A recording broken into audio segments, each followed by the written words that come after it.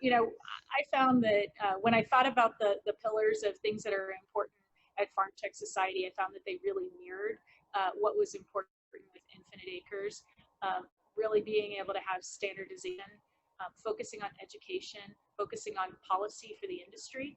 Those are things that, as a company, as Infinite Acres, we find to be very important and really will help define the industry.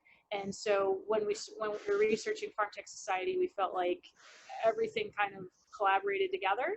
And you know, I can get behind the idea of standardizing in the indoor farming technology. I can get behind coming up with policies that are specific to indoor farming. Because until we can standardize what we're doing as an industry, it's really hard for us to mature and show that we're adding value. And there's so many great things about indoor farming. There's so many advantages to indoor farming. How do you pick them, and then how do you articulate that out into the community, out into the world? There's so many great things. It's really hard to make sure that we're honing the message. And I think standardization really will help us as an industry evolve, be able to talk about the advantages of indoor farming, and really, you know, instead of having everybody throwing these numbers around that they somewhat make up, but really being able to make sure that we're quantifying them and that we have a place for people to research and say that this is valid. You know, the fact that we use a tremendously we're highly efficient with our water usage, and we're using less nutrients, and you know, we can be sustainable in the way that we grow.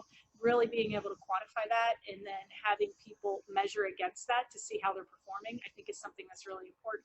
And when you think about the world, we think about radical transparency.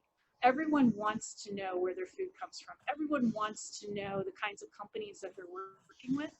And so for me, being able to develop standard protocols, being able to develop that certification program that anyone can go out on a website and they can say, yep, you know, this company is an indoor farm.